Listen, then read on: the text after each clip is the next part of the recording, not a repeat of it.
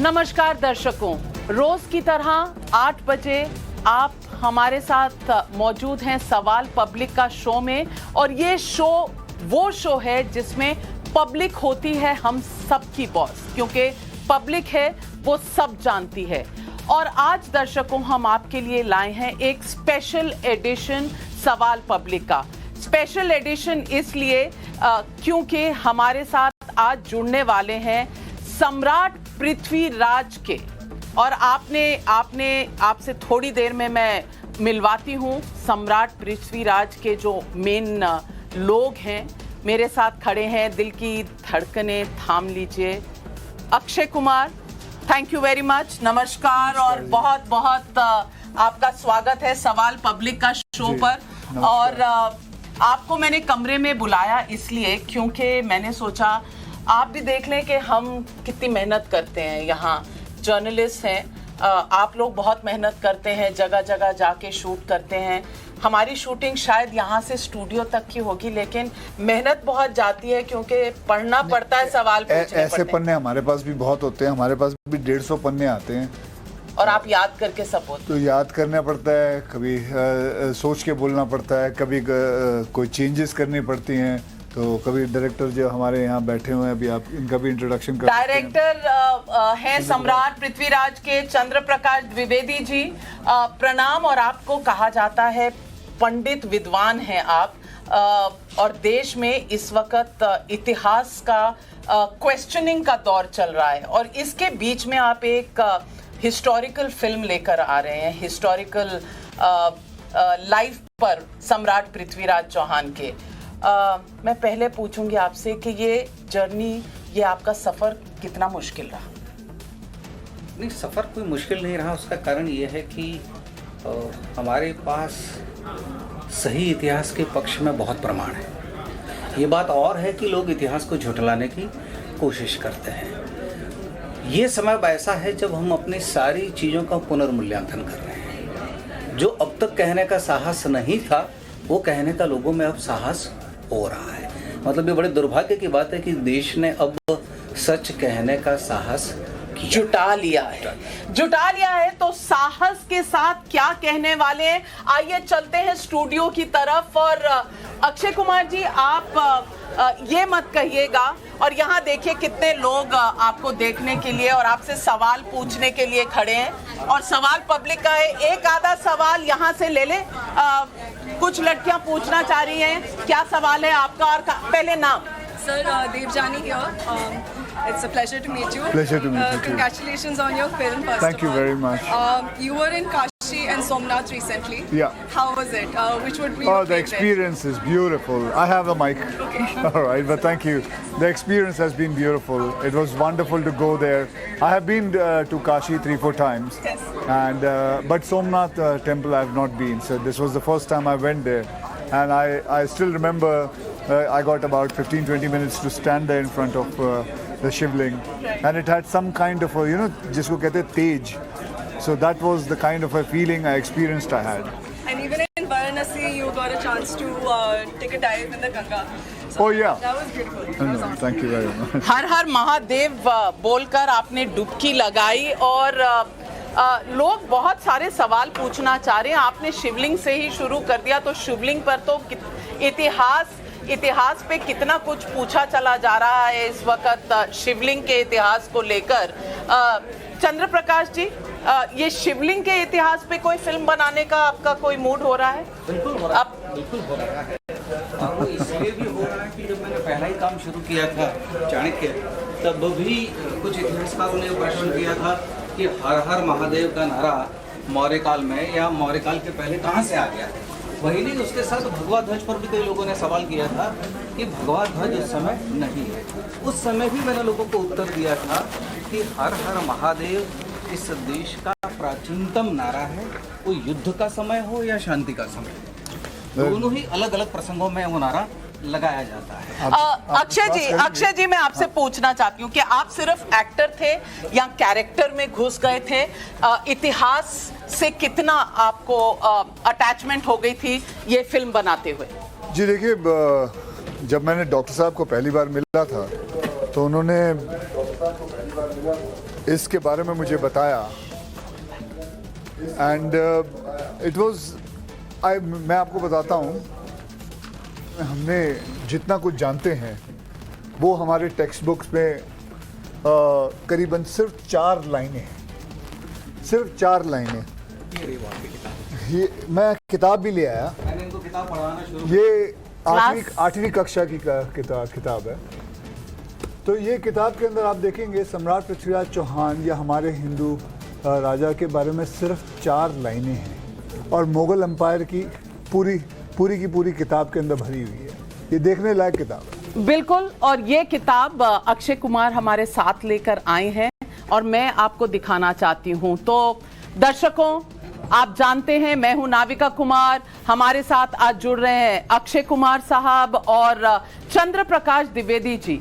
आज सवाल पब्लिक का बेहद खास है और इन मेहमानों के साथ हम आज जानने वाले हैं कि सम्राट पृथ्वीराज की क्या कहानी रही। चौंकिएगा मत, क्योंकि सम्राट पृथ्वीराज का मतलब उनका किरदार निभाने वाले जो अक्षय कुमार है वो हमें बताएंगे। आज सीधा सोमनाथ से आप आए हैं अक्षय जी? जी हाँ, अभी फिलहाल सोमनाथ से अभी सीधे आए हैं।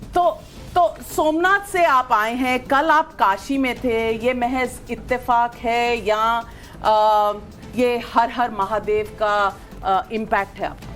नहीं, ये देखिए बेसिकली अगर मैं इसे कहूँ आपको कि ये हमें इसे रिलीजन के हिसाब से नहीं देखना चाहिए। We look it as a culture.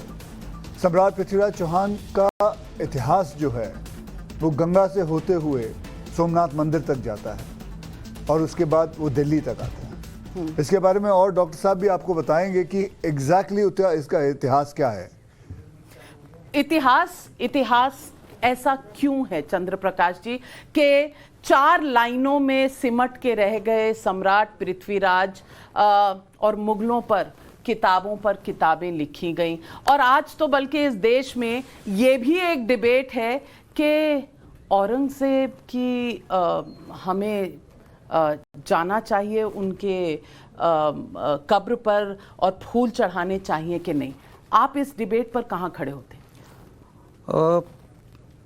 पहला आपका प्रश्न का उत्तर मैं दूंगा कि ऐसा क्यों हुआ कि इतिहास में सिर्फ कुछ पंक्तियां भारत के गौरव पर है और बाकी जो लिखा गया है वो भारत की पराजय पर, या ऐसा बताने की कोशिश हुई है कि भारत ये सभ्य समाज कुछ बाहरी सभ्यताओं के आने के कारण हुआ, कुछ हमलावरों के आने के कारण हुआ।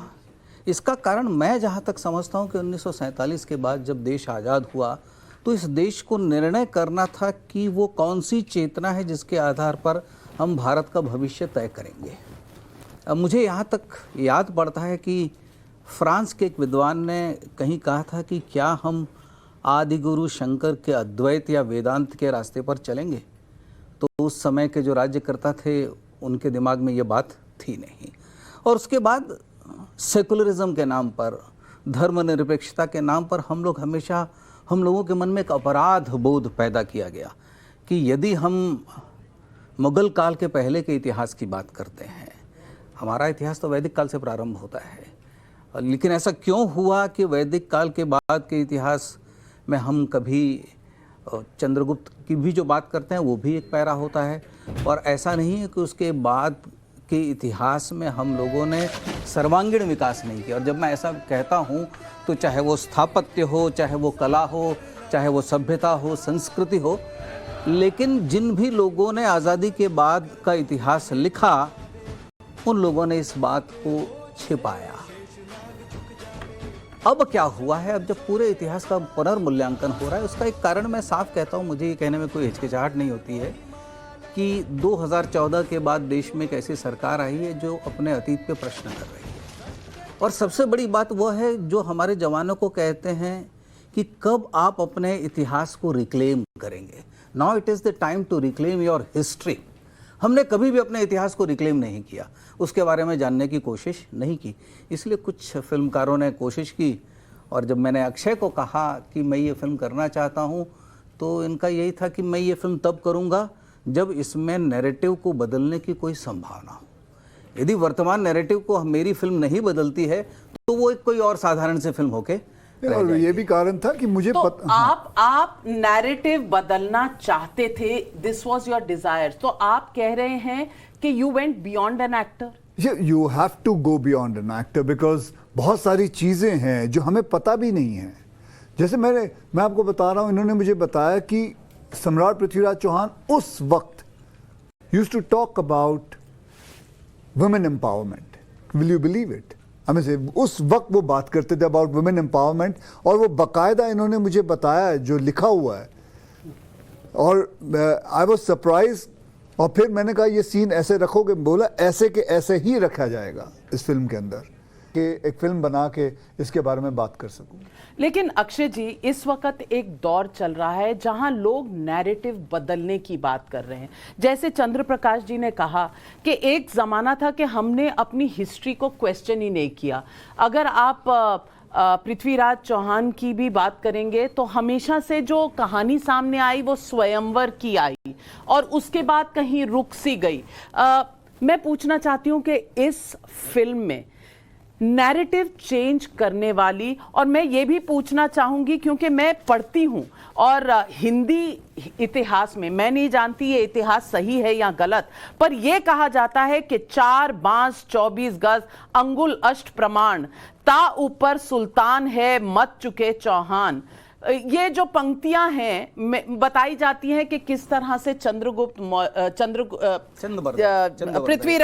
पृथ्वीराज जी ने उनको किस तरह से माना जाता था कि वो वार करते थे, और गोरी के ऊपर भी उन्होंने वार किया था।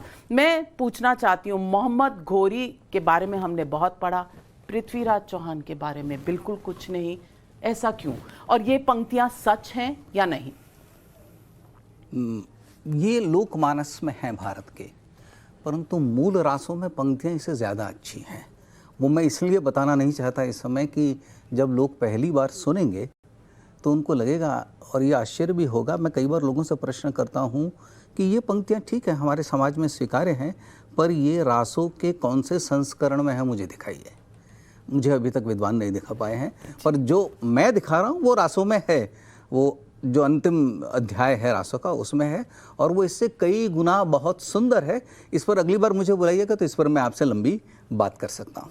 तो मैं अक्षय जी आपसे ये पूछना चाहती हूँ कि नैरेटिव बदलने की ज़रूरत आज बहुत से लोगों को हो रही है, लेकिन फिर भी कुछ लोग ये तर्क देते हैं कि क्यों जा रहे हैं हम पीछे, अब तो वो सब सुलट गया ना, अब आज और अभी में रहो, क्यों पूछ रहे हो? ऐसे तो फिर आप जब चैनल चलाते हो तो कितनी सारी पीछे की चीज़ें बताते हो, तो क्यों जाते हैं? सिर्फ आगे की बात करते हैं, फ्यूचर की बात करते हैं। देखिए, बात ये नहीं है, बात ये है कि सही व्हाट इज़ योर हिस्ट्री वो सही बताया जाए, और कुछ नहीं है।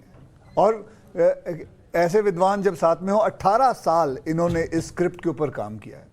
18 साल ये सिर्फ ये लिखते रहे हैं कि मुझे ये फिल्म बनानी है। इनके पास एक और स्क्रिप्ट भी है जो पड़ी हुई है उनके पास, मैं उनके हाथ जोड़ के कह रहा हूँ कि वो भी बनाएं।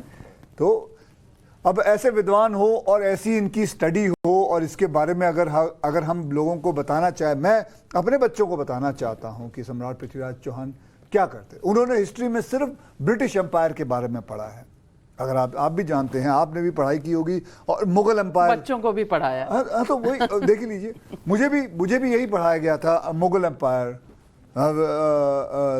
ब्रिटिश एम्पायर, और उसके बाद जो हमारे जो महाराणा राणा प्रताप हो, छत्रपति शिवाजी, छोटे छोटे एक पैराग्राफ होता था।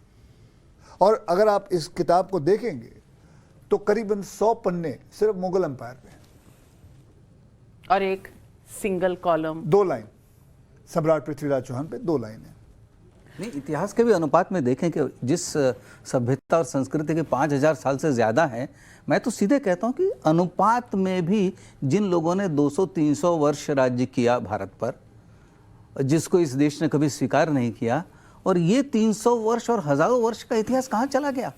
जैसे इसी किताब को जब अक्षय पढ़ रहे थे तो मैंने उनसे ये किताब लेकर पढ़ी, और मुझे हैरानी हुई कि इस किताब में ऐसा लिखा गया है कि ये तो बड़ी सामान्य बात थी कि किसी के भी धर्म स्थल पर हमला करना, एक विजेता दूसरे के धर्म स्थलों पर जाकर करता था और ये कोई नई बात नहीं है, ये कोई विदेशी हमलावरों ने शुरू नहीं किया। और मैं आश्चर्य में पड़ गया कि ये कौन सी कहानियां रची जा रही हैं। उसका कारण कहीं ये है कि कुछ इतिहासकार गोरी और गजनवी को सही ठहराना चाहते हैं, लेकिन मेरा ये मानना है कि गोरी और गजनवी को कोई भी सही ठहरा नहीं सकता। और उससे भी ज़्यादा पीड़ा ये होती है जब हमारे देश के कुछ लोग ऐसा मानते हैं कि वो गोरी और गजनवी के वंशज हैं।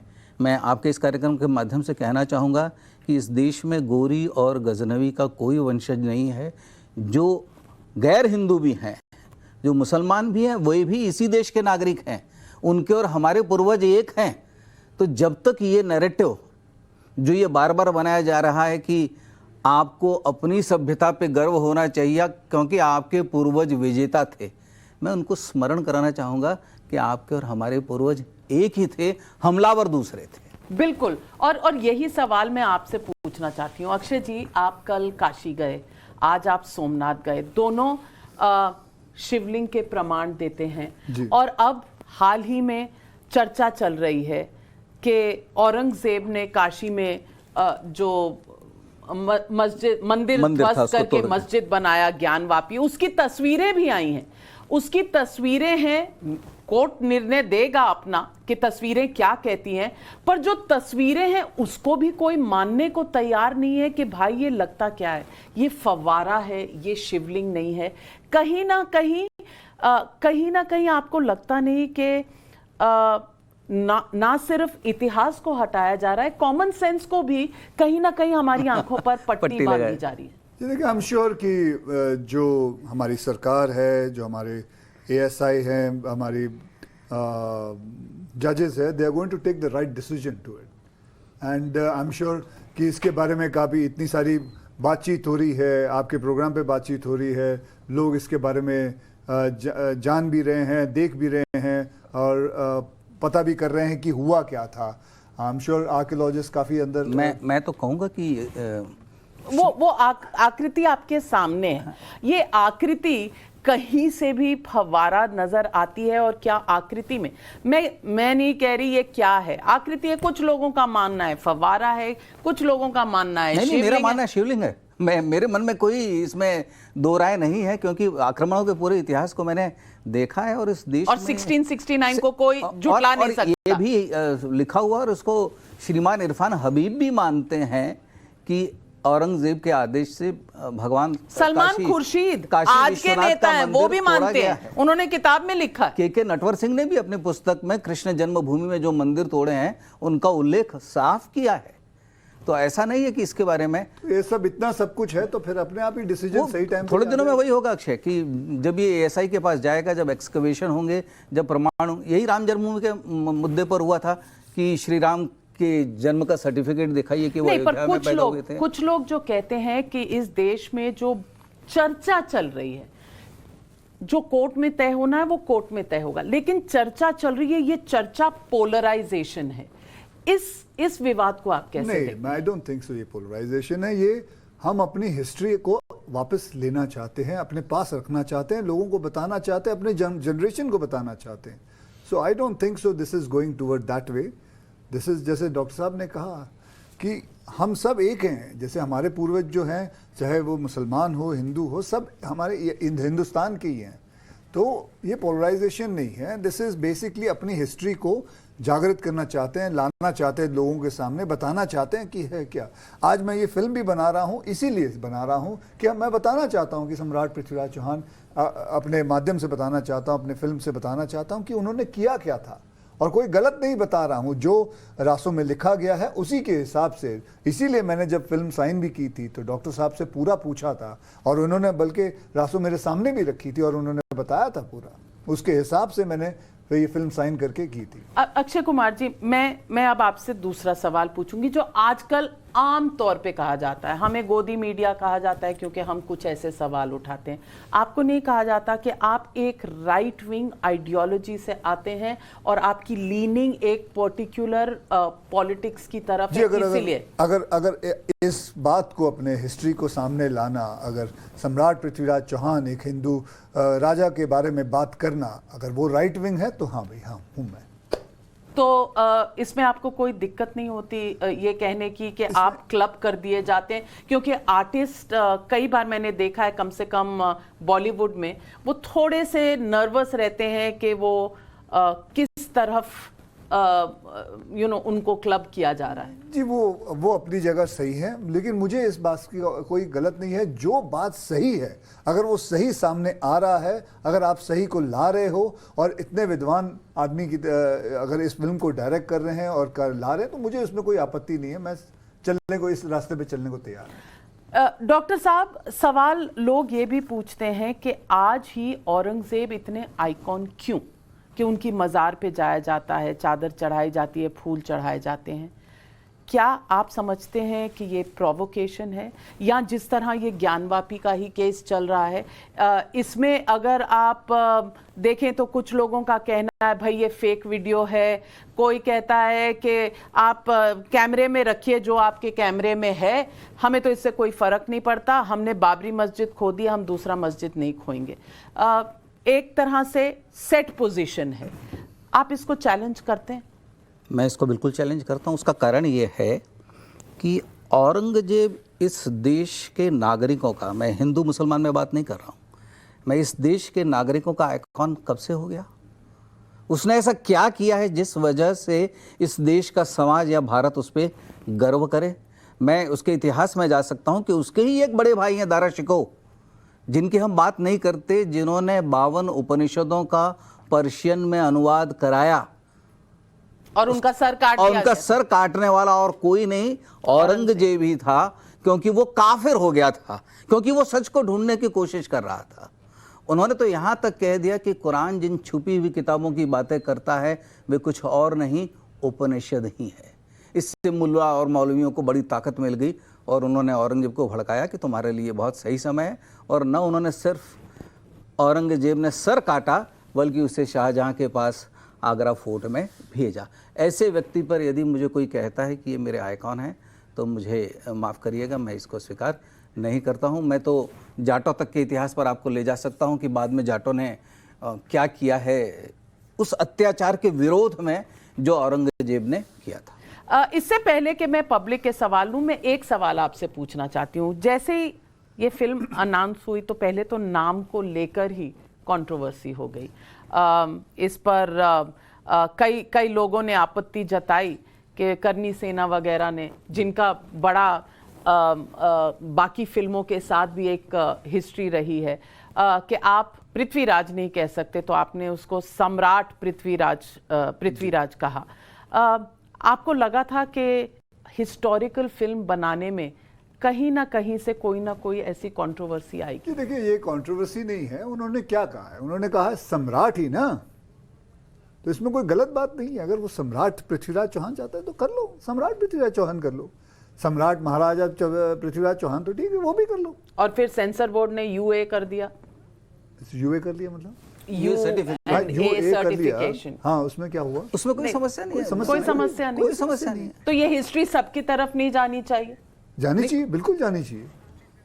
नहीं तो कौन सी ऐसी पॉइंट्स थी फिल्म में जिसको सेंसर बोर्ड कहता था कि इसको हटा दीजिए या एडल्ट कर इसके बारे में तो मैं तो था नहीं, डॉक्टर साहब बताएंगे। डॉक्टर साहब गए थे तो यूए क्यों दिया गया था डॉक्टर साहब? नहीं, मैं चूंकि सर्टिफिकेशन बोर्ड, चूंकि मैं उसका सदस्य रह चुका हूँ, इसलिए मैं सेंसर नहीं कहूँगा। सर्टिफिकेशन बोर्ड में मैं गया, उसमें कुछ इतिहासकार भी थे और ऐतिहासिक रूप पे हमारा कोई तथ्य गलत नहीं था। उन्होंने हमें बदलाव का आदेश नहीं दिया था, उन्होंने हमें सुझाव दिया था। उसमें कुछ इतिहासकार भी थे और स्वयं श्री प्रसून जोशी भी थे। उन्होंने मुझे कहा कि डॉक्टर साहब, ये हमारा सुझाव है। सुझाव इसलिए है कि देश काल समाज की परिस्थिति को ध्यान में रखते हुए कुछ चीज़ें दूसरे शब्दों में कही जा सकती हैं क्या। और चूंकि वो खुद बहुत अच्छे कवि हैं तो उन्होंने मुझे कुछ सुझाया, तो मैंने कहा इस पर मेरा कोई विरोध नहीं है और इसके लिए मैं कोई संघर्ष या लड़ाई नहीं चाहता हूँ। और मैंने तुरंत श्री आदित्य चोपड़ा को फ़ोन किया कि सर ये समस्या है। उन्होंने कहा कि डॉक्टर साहब अगर आप इससे सहमत हो तो मेरा कोई विरोध नहीं है। इसलिए ये जो बातें कहने की कोशिश हो रही हैं वो बिल्कुल झूठ है। कोई मतलब आपने कोई समझौता नहीं किया हिस्टोरिकल फैक्ट से। आपने आदित्य चोपड़ा जी का नाम लिया तो मैं एक सवाल पूछूंगी। कहीं मैंने आपका एक इंटरव्यू पढ़ा था कि अक्षय कुमार जी को साइन करने से पहले उन्होंने आपको प्रोज एंड कॉन्स दोनों बताए थे अक्षय कुमार जी के। तो प्रोज पहले बताएंगे कि कॉन्स क्या? नहीं, मैं पहले प्रोज बताऊंगा। ऐसा था कि जब भी आप एक फिल्म तय कर लेते हैं तो एक विश लिस्ट देते हैं कि आप चाहते हैं कि पहले इस अभिनेता को पूछा जाए, किसी कारण से वो अभिनेता यदि नहीं करना चाहता तो दूसरे अभिनेता को पूछा जाए। तो उन्होंने मुझे कहा, तो मैंने कहा कि मेरे दिमाग में पहले भी ये प्रस्ताव इनके पास अलग अलग लोगों के द्वारा गया था। तो उन्होंने मुझे कहा कि ये अपरिवर्तनीय अक्षय। मैंने कहा नहीं सर, ऐसा नहीं मैं कह सकता हूँ। तो दूसरा नाम क्या है? तो दूसरा भी मैंने एक नाम रखा कि ये भी नाम हो सकता है।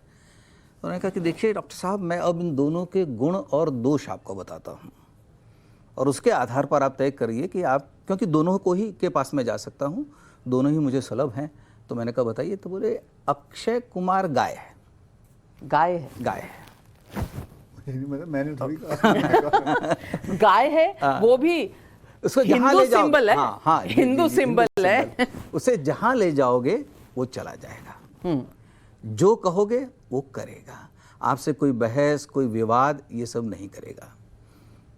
तो एक ये है। दूसरे अभिनेता का, यदि आप हर दिन सुबह के 4 घंटे एक युद्ध के लिए तैयार हों, बहस के लिए तैयार हो, तो मैंने कहा सर फिल्म इतनी मुश्किल, ऐतिहासिक फिल्म जिसमें सुबह 3 बजे उठना पड़ेगा और आप चाहते हैं मैं 4 घंटे एक नया युद्ध हर दिन करूं, तो मैं गाय के साथ काम करता हूं।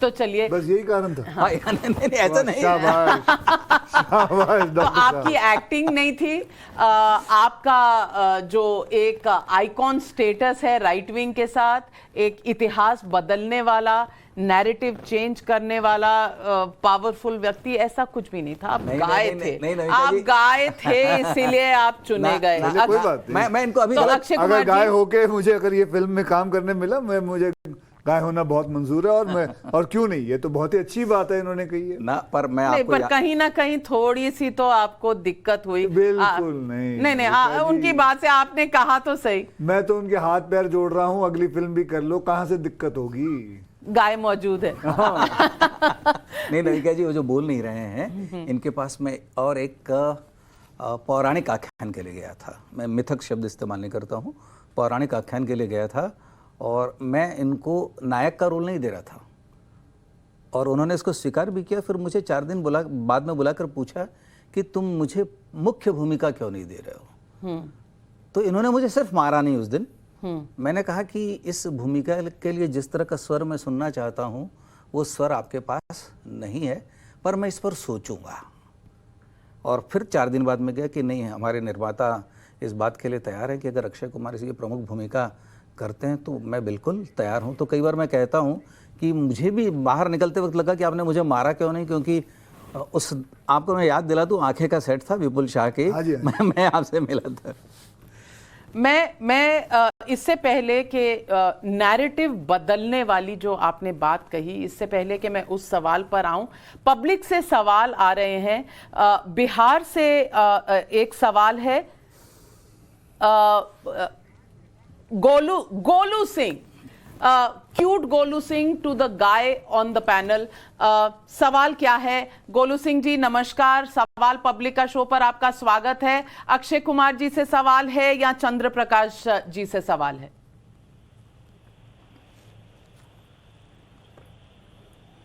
गोलू जी, आपको मेरी आवाज आ रही है? गोलू नहीं, संजय। अच्छा, संजय जी संजय जी संजय जी। नव भारत को सबसे पहले मैं शुक्रिया अदा करना चाहता हूं कि अक्षय कुमार जी से मेरा बात होगा। जी पूछिए आप अपना सवाल। जी, मैं आर्मी में नौकरी करता हूं। अक्षय कुमार जी को देख के मेरे को बहुत ही खुशी होता है और मेरे को लगता है कि अजय वो सोल्जर जैसे दिखते हैं और उनसे बात करके मेरे को बहुत खुशी होगी। बस मैं ये कहना चाहता हूं, मेरे लिए कोई सवाल नहीं है उनके लिए। जी, एक बहुत बड़ा देशभक्त हैं, उनकी मैं उनका फैन हूं। बस मैं ये इतना कहना चाहता हूं कि एक अच्छी मूवी फिर कब लेकर के आ रहे हो, जो आर्मी सोल्जर के लिए बनाते हैं, इतनी अच्छी मूवी देशभक्ति बनाते हैं, हाँ जी, मैं एक फिल्म कर रहा हूँ एयरफोर्स के ऊपर। ये अच्छी सच्ची कहानी है। तो अगले साल उसकी शूटिंग शुरू होगी। 2024 में आप उसे देख पाएंगे जी। अच्छा, तो 2024 में एक देशभक्ति की फिल्म आपके सामने आने वाली है। आपकी देशभक्ति के हम सब फैन हैं, हम सब कायल हैं। तो fan moment for me also. सवाल और हैं संजय रंजन रांची से और श्रीयम टंडन वाराणसी से, जहां आप कल थे। सवाल वहां से आ रहे हैं, आइए सुनते हैं पब्लिक के ये सवाल।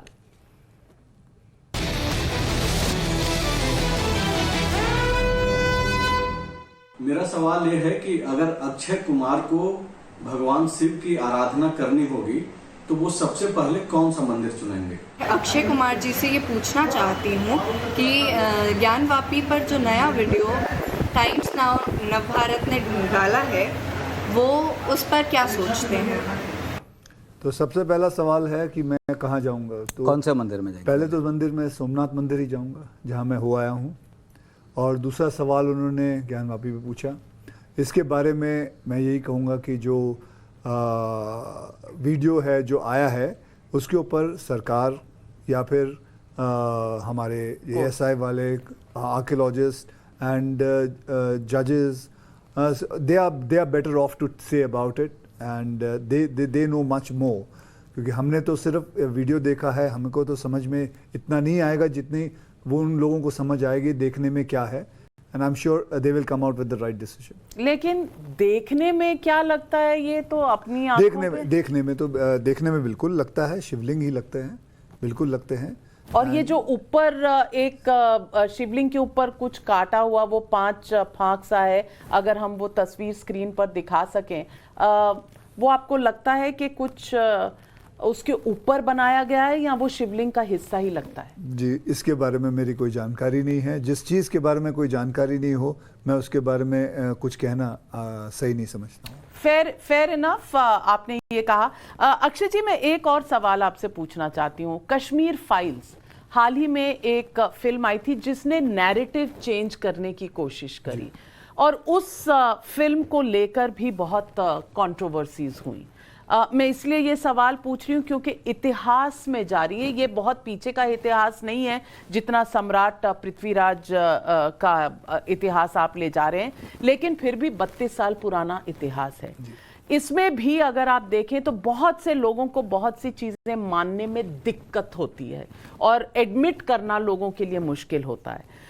आपको लगता है कि ये नेचुरल प्रोसेस है कि जो लोग डिनायल में हैं वो डिनायल में रहेंगे, या आपको लगता है कि इस तरह के सब्जेक्ट्स और आने चाहिए क्योंकि एक क्वेश्चन इतिहास के बारे में होना जी, जो सही इतिहास हो, अगर उसके ऊपर कोई फिल्म बनती है तो कोई आपत्ति नहीं होनी चाहिए। लोगों को बताना जरूरी होता है, क्योंकि जैसे डॉक्टर साहब भी कहते हैं कि मतलब डॉक्टर साहब बता रहे थे जब इन्होंने चाणक्य बनाई थी तब भी विरोध हुआ था, तब लोगों को आपत्ति थी कि ये हर हर महादेव नहीं कह सकते हैं टीवी पे। Am I right? जी जी।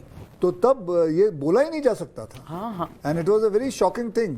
फिर आहिस्ते आहिस्ते नैरेटिव चेंज हुआ। और ये क्यों चेंज होता है? क्योंकि आदमी ये सब चीज़ें बता के, जो सच्चाई है, सच्चाई को सामने ला के लोगों को बताना और फिर नैरेटिव चेंज करना, उसमें कोई आपको गलत बात नहीं है। लेकिन बहुत से लोगों ने उस फिल्म का मजाक भी उड़ाया। मजाक इस तरह से कि फैक्ट्स क्वेश्चन कर दिए। वो सबसे पहले आपका प्रेमाइस होता है कि आपके फैक्ट्स ही गलत हैं।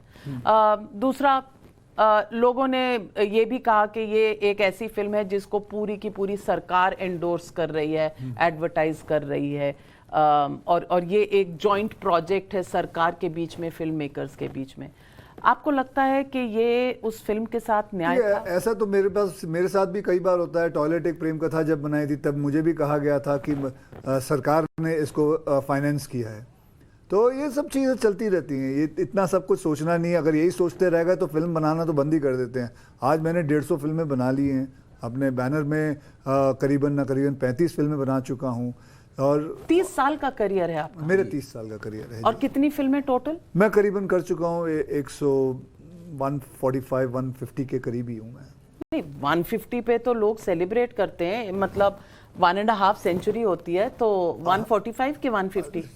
चलिए मुझे नहीं पता अभी, एक्चुअली मैंने काउंट नहीं किया। आप इतने बिजी रहते हैं कि आपने ये काउंट भी नहीं किया? अभी फिल्में बना लें, काउंट तो बाद में होता रहेगा, बाद में तो मौका ही मौका है। अभी है थोड़े कुछ और वर्ष हैं जो एक मेन लीड के हिसाब से कर सकता हूँ, बाकी आगे का जाने पता नहीं क्या होता है। चलिए एक सवाल पब्लिक का ले लेते हैं। जय कुमार अहमदाबाद से पूछ रहे हैं, उसी राज्य से हैं जहां आप अभी होकर आ रहे हैं। जय कुमार जी नमस्कार, सवाल पब्लिक का शो पर आपका बहुत बहुत स्वागत है।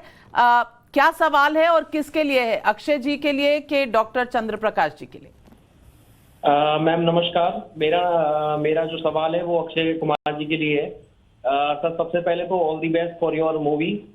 धन्यवाद, धन्यवाद जी, धन्यवाद। मेरा सर सवाल ये है कि आप पृथ्वीराज मूवी के जरिए ऐसा क्या संदेश देना चाहते हैं, जैसा कि आप सभी मूवीज में कुछ ना कुछ एक मैसेज छोड़ दें पब्लिक के लिए, कि जिससे हम लोगों को कुछ ना कुछ एक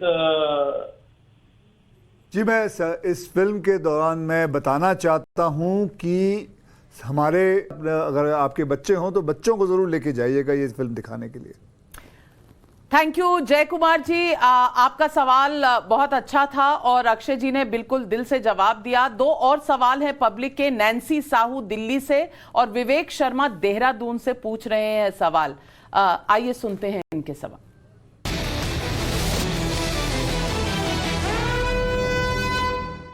मेरा प्रश्न अक्षय कुमार जी से है और मेरा प्रश्न है कि अगर उन्हें एक दिन के लिए प्रधानमंत्री बना दिया जाए तो वो कौन सा फैसले लेंगे? अक्षय कुमार बड़े युवक बताए जाते हैं।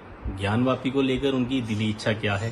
ज्ञानवापी हिंदुओं को मिले या फिर मस्जिद बनी रहे? अक्षय जी ये मत कह दीजिएगा, कोर्ट जो फैसला करेगा हम मान लेंगे। आप अपनी दिली इच्छा बताएं क्या है? इनका नाम क्या था? सत्येंद्र जी? विवेक शर्मा नहीं, अच्छा ऊपर सत्येंद्र लिखा हुआ था।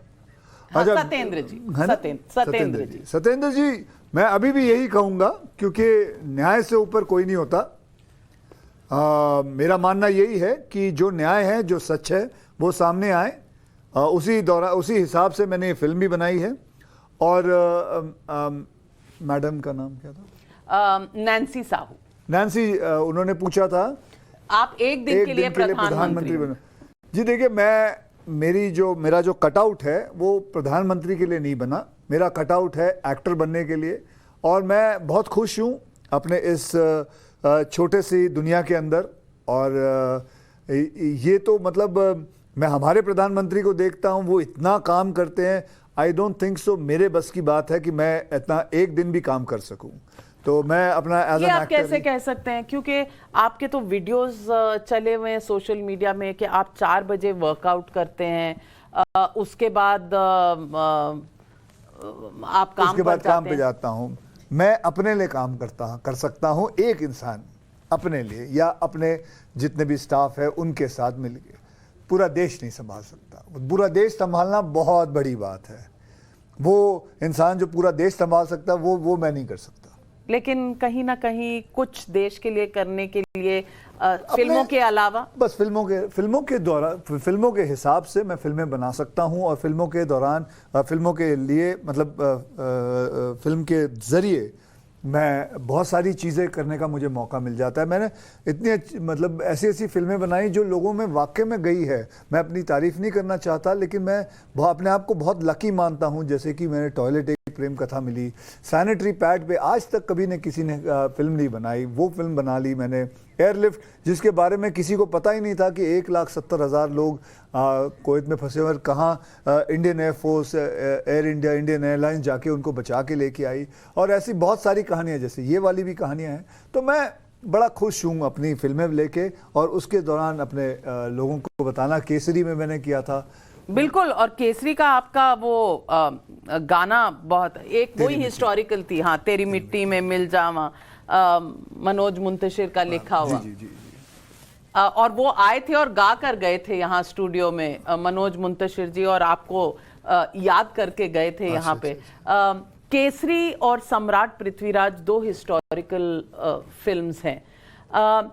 आप रेफरेंसेस एटलीस्ट उसके हिस्टोरिकल है। मैं आपसे पूछना चाहती हूँ कि ज्यादा मुश्किल कौन सी फिल्में होती हैं, जो कमर्शियल कॉमेडी वाली आप करते हैं या इस तरह की जो? नहीं, वो कमर्शियल वाली जो कॉमेडी होती है बड़ी आसान होती है, वो आप कर सकते हो, क्योंकि उसके अंदर आपको आप कैरेक्टर के बाहर भी निकल सकते हो, आप कहीं से भी कूद के आ सकते हो, कुछ भी कर सकते हो। लेकिन जैसे अभी आपको बताऊं, ये फिल्म जो है सम्राट पृथ्वीराज चौहान, इसके अंदर जो मैं ये नहीं हूं कि कहीं से ऊपर से कूद के घोड़े पे आ गया और घोड़े पे इन्होंने जो रखा है, मेरी हाइट जो कूदने की भी रखी है, इससे ज़्यादा नहीं रखी है, जो कर सकते थे इंसान।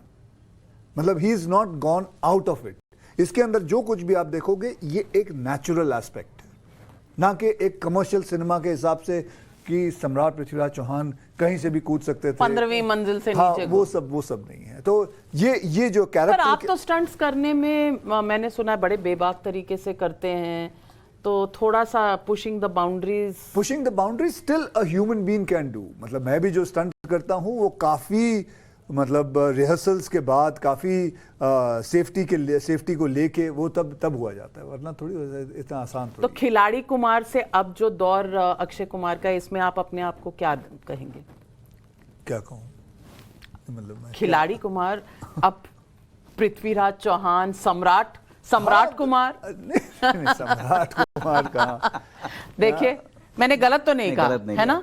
खिलाड़ी कुमार से अब सम्राट कुमार। नहीं, मैं खुश हूँ, मैं अक्षय कुमार तक ही खुश हूँ। बस मेरी फिल्में, मुझे बस ऐसा ही मौका मिलता रहे कि मैं अलग अलग फिल्म पे बनाऊं। जैसे मैं इनके पीछे पड़ा हूँ, इनके पास एक सब्जेक्ट है, छुपा के रखा हुआ है, निकालते नहीं है।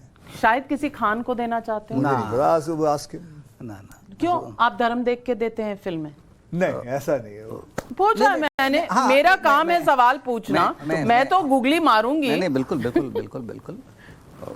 ऐसा बिल्कुल नहीं है। और चूंकि आपने धर्म पर सवाल किया, इसलिए मैं आपको उत्तर बिल्कुल देना ज़रूरी समझता हूँ कि पिंजर जब मैंने की थी तो उसका मुख्य नायक जो था, उसका धर्म इस्लाम था। बिल्कुल। मैं जब मैंने Z+ की थी तो उसका जो मुख्य नायक था, उसका धर्म इस्लाम था। तो आप मुझ पर ये आरोप नहीं लगा सकती। हाँ, ये ना कि हम पे भी। अभी मैंने लक्ष्मी फिल्म की थी, उसमें मैं एक मुस्लिम का कैरेक्टर हूँ, मेरा नाम असलम था, हाँ आसिफ था, सॉरी आसिफ। तो ऐसे कई कैरेक्टर्स कोई भी हो, किरदार कर रहे हैं, हम किरदार कर रहे हैं। धर्म पे थोड़ी कोई बात हो रही है, कोई रिलीजन पे थोड़ी जा रहा है, हिंदू मुसलमान सिख। मैंने हर धर्म का किया हुआ है। केसरी में I was playing a Sikh. Extreme right wingers ने लक्ष्मी पर सवाल उठा दिया था। नहीं, वो ठीक है, अभी वो उसका जवाब मेरे पास नहीं है। मैं एक एक्टर हूँ, मैं काम कर रहा हूँ, मैं ये थोड़ी देख रहा हूँ। फील करते हैं, जैसे टाइम्स नाउ जब लॉन्च हुआ था तो हमारा टैगलाइन था फील द न्यूज, तो फील करना तो जरूरी होता है। क्या मुसलमान हिंदुस्तानी नहीं होते हैं? तो उसमें फील क्या है? वो भी हिंदुस्तानी है, वही मैंने फील करके वो फिल्म भी की थी। Okay, very well said. Not that I'm judging you or giving you any marks just because आप एक हिस्ट्री की किताब लाए हैं, तो मैं टीचर नहीं हूँ इस वक्त। पर सवाल का आपने बहुत बखूबी जवाब दिया, इसलिए काबिले तारीफ है, इसलिए तारीफ कर रही हूँ आपकी। जो लोग बात नहीं बताते, चूँकि आपने ये सवाल किया कि आलोचना तो गोस्वामी तुलसीदास की भी हुई है, पर रामचरितमानस के आधार पर जो रामलीला हुई थी उसका इतिहास निकाल कर देखें, उसमें भूमिका करने वाले भी मुसलमान थे और समाज के हर अंग से, हर वर्ग से उन्होंने ली थी। पर हम इसको लोगों के सामने नहीं ले आ रहे हैं। मैंने बिल्कुल मजाक में पूछा था कि आप अक्षय कुमार कह रहे हैं आपके पास एक छुपाई हुई स्क्रिप्ट है जो आप उन्हें दे नहीं रहे। वो पहले इसे तो मैं आपको उकसा रही थी। एंड एज दे से जर्नलिज्म में प्रोवोक करना इज फेयर, ताकि आप हम लोग करने वाले हैं, वो तो करने वाले हैं, खिंचाई कर रहे हैं, कमिटमेंट हो रही है। वो तो मैं इनसे ले लूंगा। ले लूंगा। अच्छा, मतलब यहाँ पे हाथ मिलवाने की जरूरत नहीं। ले लूंगा। 2 फिल्में हम लोगों ने, ये तीसरी फिल्म है हम लोग। एक्चुअली 2 फिल्में और कर चुके हैं मेरे साथ। राम सेतु है, oh my God 2 and oh my God 2 भी। मैं आपसे सवाल एक और पूछना चाहती हूँ। बहुत से लोग ये भी कहते हैं कि कुछ ऐसा भी दौर चला है कि अब बॉलीवुड की फिल्म्स इतनी चल नहीं रही, अब टेक ओवर कर लिया है साउथ की फिल्म इंडस्ट्री ने, RRR, KGF, अल्लू अर्जुन, ये सब चला करते हैं। मैं पूछना चाहती हूँ, हॉलीवुड में कहानियों पे कम जोर हो रहा है या कोई ऐसा केमिस्ट्री या ऐसा कोई फॉर्मूला है जो साउथ की फिल्म्स यूज कर रही हैं जो बॉलीवुड इस वक्त नहीं कर रही? देखिए, ये पहली बात है, नॉर्थ हीरोज, साउथ हीरोज, ये जो डिवाइड है ये गलत है। जैसे हमको हिस्ट्री की किताब में इसमें भी लिखा हुआ है, डिवाइड एंड रूल पे नहीं रहना चाहिए। मैं इस चीज़ पे मानता ही नहीं हूँ कि ये नॉर्थ इंडियन इंडस्ट्री है, ये साउथ इंडियन इंडस्ट्री है। मैं ये मानता हूँ this is all Indian industry and That's a fairy tale. No, not a fairy tale. It is the right tale. The thing is, there's nobody who wants to say about it. This is the right tale. There is nothing else. क्यों? गुजराती फिल्में भी बनती हैं, वो भी तो हमारी हैं। आज मैं कितनी सारी फिल्में बनाई हैं, मेरी कितनी सारी फिल्में रीमेक करते हैं उधर। ओ माय गॉड मेरी पहली वाली जो थी वो रीमेक की है, कितनी सारी और मैंने उनकी फिल्में रीमेक की हैं। रावड़ी राठौड़ बनाई थी, हैं? लोग बोलते हैं कि आप ऐसा क्यों करते हो, वाई डू यू रीमेक क्यों करते हो? क्यों ना करूं? तो मैं तो करता हूं। मेरे को तो, मैं अगर कोई अच्छी कहानी हो उसके ऊपर जरूर काम करना चाहूंगा। And why shouldn't I? Because that industry is also our industry and our industry is their industry and we are all one industry. So I don't believe in that kind of a structure where it is about, because मेरे को ये question बहुत बार पूछा जाता है, north Indians and south Indians, stop it. It's very old and we are coming up to the fact that divide and rule what British used to do it and we should not to do it. We should all come together. मैं तो चाहता हूँ कि मैं, अल्लू अर्जुन एक film साथ में करें, उनके कोई हीरो सब साथ में करें। कोई है स्क्रिप्ट? मुझसे कुछ लोगों ने कहा भी है अल्लू अर्जुन के लिए, पर जो मैं अक्षय की ही बात को आगे बढ़ाता हूँ कि हमारी इस देश की 22 जो भाषाएं जो हम कहते हैं, वो सारी भाषाएं भारतीय भाषाएं हैं, राष्ट्र हिंदी प्रमुख है कि नहीं? हिंदी राजभाषा के तौर पर आती है। सब चाहते हैं, गांधी जी भी चाहते थे कि वो राष्ट्रभाषा का स्थान ले, और वो राष्ट्रभाषा का स्थान लेना चाहिए, ये मेरा एक अभिप्राय है। मैं निर्णय नहीं दे रहा हूँ, मैं चाहूँगा, लेकिन संपर्क की सबसे बड़ी भाषा इस देश में मैं समझता हूँ कि हिंदी है। और ये इसके पीछे कहीं ना कहीं मुझे लगता है, मुझे कोई, जब मैं एक साहित्य दूसरी भाषा में पढ़ता हूँ और विश्व का श्रेष्ठ साहित्य वो स्पेनिश में भी क्यों ना लिखा हो, मैं हिंदी में पढ़ता हूँ, तो फिल्मों को क्यों नहीं एक दूसरे की भाषा में उसको बदलना चाहिए? और यदि मैं अंग्रेजी को स्वीकार करता हूँ, मुझे अंग्रेजी से कोई दिक्कत नहीं है, मैं हमेशा कहता हूँ कि वो हिंदी की माँ जैसी ही भाषा है, लेकिन दक्षिण और उत्तर की भाषा में फिर द्वंद्व क्यों होना चाहिए? फिलॉसफिकल पोजीशन ये है, पर आप समझते हैं कि ये जो कंट्रोवर्सी इस पर है ये नीडलेस है या एक फिर वन ऑफ दोज आइडेंटिटी, ये हिंदी भाषाओं को? सबकी मदर टंग बहुत कमाल की होती है। साडी पंजाबी, व्हाई नॉट? आई से my mother tongue is Punjabi, I am very proud of it. मैं तो कहता हूँ मुझे पंजाबी अच्छी लगती है, उनकी कुछ और होगी, वो कहते हैं उनकी मदर टंग है, तो वो सबकी मदर टंग है और बोलते रहे अपनी अपनी मदर टंग बोलते, that is the greatest of India. And ये फिर लड़ाई शुरू कि हिंदी ये होनी चाहिए, वो ये गुजराती ये होनी चाहिए, तमिल ये होना चाहिए। अरे छोड़ो यार, अपनी अपनी मदर टंग बात करिए। कितनी भाषाएं हैं सर हमारे यहाँ? 22 हम लोग 22 भाषाएं मानते।